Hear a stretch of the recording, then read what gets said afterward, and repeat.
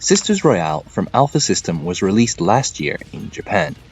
Unlike some other so far Japan-only shmups like Saivarrior Delta and Rolling Gunner, however, this one does not seem to have garnered much attention, with few people bothering to set up Japanese eShop accounts to get it.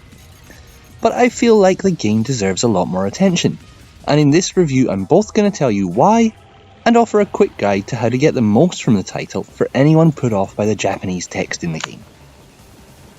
There are a couple of reasons why I think this game has been passed over in the West. One, of course, is its Japan-only release, but the other is it just doesn't look like it would be much good. The visual style is rather odd. It's not quite cutesy enough to be a cute-em-up, and not quite sexy enough to appeal to the anime otaku crowd.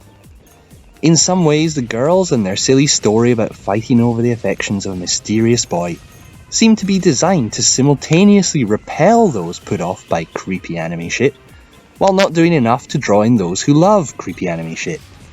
It's in an awkward middle ground that pleases no one. However, while visuals and style are important in a shmup, there's no doubt gameplay comes first. And in Sisters Royale, AlfaSystem have served up a deceptively deep and replayable, if short, offering. There are 5 girls to choose from, each with 3 shot types. A standard shot with one alternative pattern of fire, a special attack, and a bomb. Of course, these are different for each character, but these are not just simple variations designed to give different playstyles an edge. The differences between shot types, particularly specials, are so vast here that playing through Sisters Royale with each girl is almost like playing a completely different game. Sonai has a narrowish forward shot, a special that sends a fire demon to auto-attack the nearest enemies, and a bomb that sends out a rotating whirl of flames. Blue-haired Thelma has more of a spread shot, with a 3-pronged ice blade that rotates with player movement as a special. Her bomb is a screen-clearing barrage of ice spears.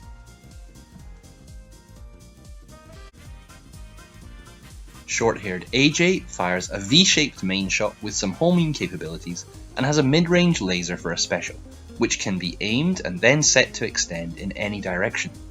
Her bomb is a series of lasers that wipe out the center portion of the screen.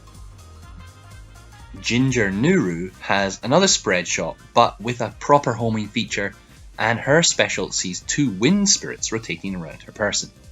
Her bomb is a green spear which erupts up the screen. Pigtailed Rally fires directly ahead in short bursts, and her special is a close range attack that absorbs enemy bullets for a short duration before releasing them as a powerful shot, and her bomb sees pink lasers loop up in a similar pattern to those seen in Ikaruga.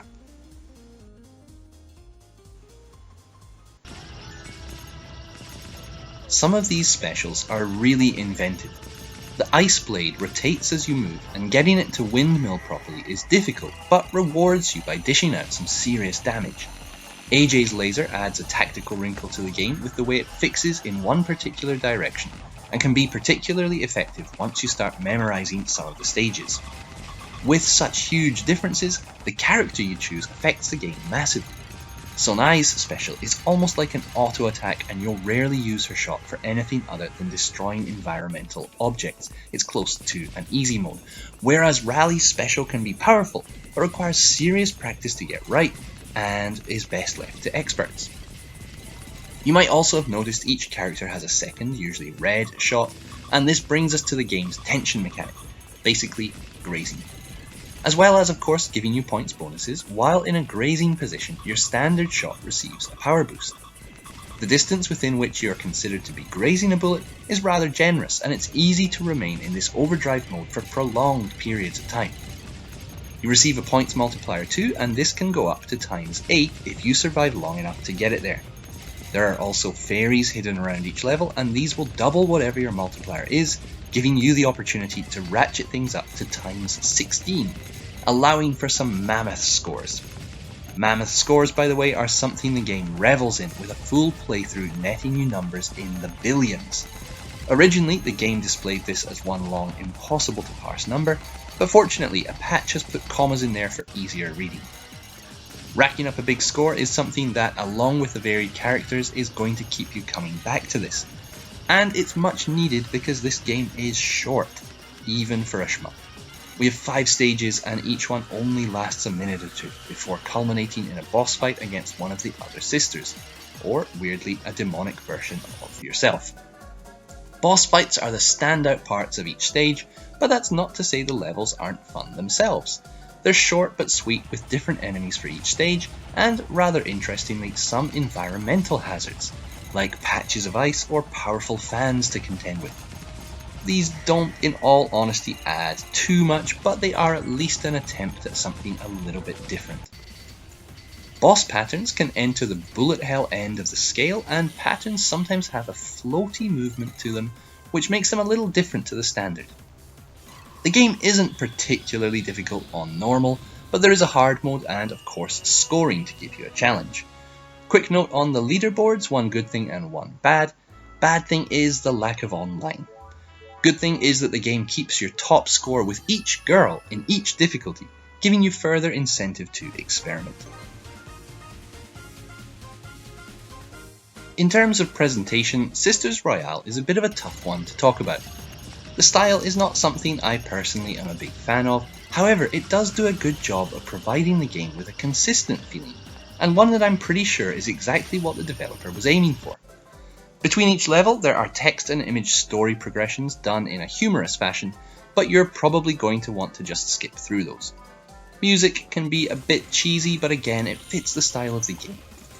One thing I will say is, whether the style of the game is to your tastes or not, there is no denying that it does come across as a little bit on the budget side. At times it looks like it wouldn't be out of place on a mobile about 10 years ago. Well, maybe 5. None of this will affect your game though, and in fact the game actually does a rather good job of keeping bullets and enemies clear in the chaos, and providing you with smart visual clues as to your tension status and current multiplier. All in all, while the presentation may not be to my personal tastes, it's competently put together, and it won't bother you as you play. So is Sisters Royale really the best Switch shmup you've never played? Well, it depends on what you haven't played, but honestly it's pretty unlikely. And it is a good, really fun little game with an intriguing score system and huge variety in its characters and some highly unique attacks. However, it remains just a little too short and simple to be compared to any of the big boys.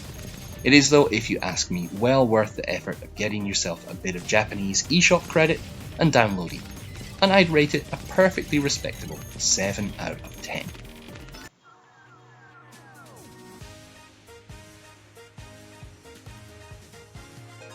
Before I go, I mentioned I'd offer a quick look at how to navigate the game in Japanese.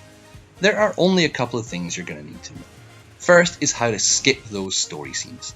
2 ways to do that. One is by pushing the cross button, and the other is by entering the options menu and switching the second last choice to off.